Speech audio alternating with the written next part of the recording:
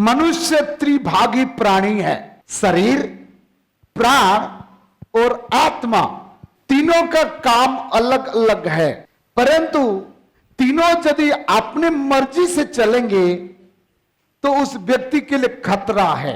उनके जीवन का नाव नैया कभी भी डूब सकता है। बहुत सारे लोग अपने बुद्धि ज्ञान का घमंड करते हैं, अलग अलग लोग, लेकिन प्रभु यीशु मसीह को पैदा से लोग प्रभु कहते हैं, क्रूस में रहने के समय में भी प्रभु कहते हैं, मृत्यु के समय में भी लोग प्रभु कहते हैं, यीशु मसीह के जन्म के पहले लोग प्रभु कहते हैं। प्रभु के मतलब स्वामी, स्वामी के मतलब मास्टर, प्रभु के मतलब प्रभुता करने वाला। मनुष्य का आगे मिस्टर या मिसेस लिखता है, डॉक्टर की पढ़ाई किया तो डॉक्टर लिखता है, पास्टर कर रहा है तो पास्टर लिखा जाता है, रेवरेंड लिखा जाता है। यीशु मसीह के नाम के आगे प्रभु लिखा जाता है। आज मैं आपको एक प्रश्न पूछूंगा, आपका शरीर, आपका प्राण, आपके आत्मा, आपके परिवार को, आपके बच्चों को, आपके ऊपर कौन प्रभुता कर रहा है? प्रभुता करने वाला ही कंट्रोल करता है। What is your controller name? आप किसके कंट्रोल में है? Who is your controller? यदि आप सही लोगों के कंट्रोल में नहीं है, प्रभुता में नहीं है, आपके जीवन रूपी नैया कभी भी डूब सकता है। याकूब के पुस्तक 3 अध्याय 15 और 16 हम पढ़ेंगे। यह ज्ञान वह नहीं जो ऊपर से उतरता है, वरन सांसारिक, संसार का ज्ञान है, और शारीरिक, शारीरिक ज्ञान है, और शैतानी है। शैतानिक 3S ज्ञान है। आप बुद्धिमान है, MA पढ़े है, MSc किया है, PSc किया है, IS किया है, MD किया है, DM किया है, सब अच्छा है, हाई एजुकेटेड है आप, परंतु आपको आपका शरीर, आपका प्राण, आपका आत्मा को ये तीनों तो कंट्रोल नहीं कर रहा है। कौन तीनों? नंबर 1 खाली पढ़िए, कौन? शारीरिक, कौन? सांसारिक, शारीरिक शैतानी और शैतानिक।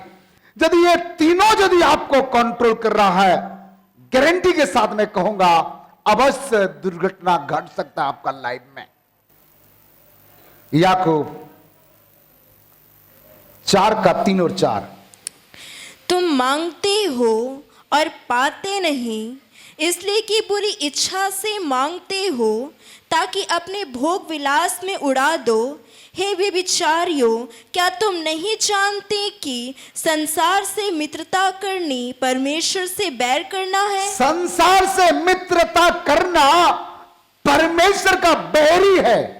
समुद्र में एक नाव चलती है, नाव का आगे पानी, नाव का पीछे पानी, नाव का बाएं पानी, नाव का दाएं पानी, फिर भी नाव डूबती नहीं है।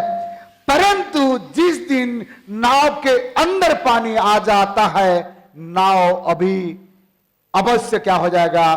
डूब जाएगा। इसी प्रकार प्यारे भाई और बहनों, इस संसार का महासागर में, इस पाप का महासागर में, शैतान का महासागर में एक जीवन रूपी नाव चल रहा है। आगे पीछे चारों साइड में शारीरिक, सांसारिक और शैतान का काम है। यहां चलते चलते चलते आपका जीवन का नाव कभी डूब सकता है। ये आपके अंदर में प्रवेश करेंगे तब डूबेगा, और इसके ऊपर आप चलेंगे तो नहीं डूबेगा। नाव यदि पानी के ऊपर चलेगा तो नाव कभी नहीं डूबेगा। नाव में पानी यदि घुसेगा तो नाव अवश्य डूबेगा। याकूब 3:17। पर जो ज्ञान ऊपर से आता है वह पहले तो पवित्र होता है। वो जो ज्ञान, हेलो, 3 प्रकार का ज्ञान बोला, शारीरिक, सांसारिक, शैतानिक। परंतु जो ज्ञान ऊपर से आता है, ऊपर से, सब लोग बोले ऊपर से, पर जो ज्ञान ऊपर से आता है वह पहले तो पवित्र होता है। वो ज्ञान क्या है? पवित्र ज्ञान है। और फिर मिलनसार सबसे मेल मिलाप करता है। और कोमल वो कोमल स्वभाव का ज्ञान है। मृदु भाव और आगे और दयालु रहता है। और आगे और अच्छे फलों से लदा हुआ। अच्छे फलों से लगा हुआ है। ऊपर का ज्ञान नीचे का ज्ञान को कवर कर देगा, लेकिन नीचे का ज्ञान ऊपर का ज्ञान को छू भी नहीं सकता है। इसलिए परमेश्वर का वचन कहता है, मैं मूर्खों को चुन लिया है ताकि ज्ञानवान को क्या करो? लज्जित कर दूंगा। Hallelujah, hallelujah. तो आपका ज्ञान आपको प्रभुता यदि कर रहा है तो आपका कभी भी नया डूब सकता है। आइए पॉइंट में जाएंगे, आपको कौन प्रभुता कर रहा है? आज के संदेश के नाम है, हमें कौन प्रभुता कर रहा है या हमें कौन कंट्रोल कर रहा है। नंबर 1 पॉइंट में जाएंगे, रोमी 6 का 21 और 22। यस। अतः जिन बातों से अब तुम लज्जित होते हो उनसे उस समय तुम क्या फल पाते थे, क्योंकि उनका अंत तो मृत्यु है। परंतु अब पाप से स्वतंत्र होकर और परमेश्वर के दास बनकर तुमको फल मिला। जिस पाप से स्वतंत्र हो जाओ।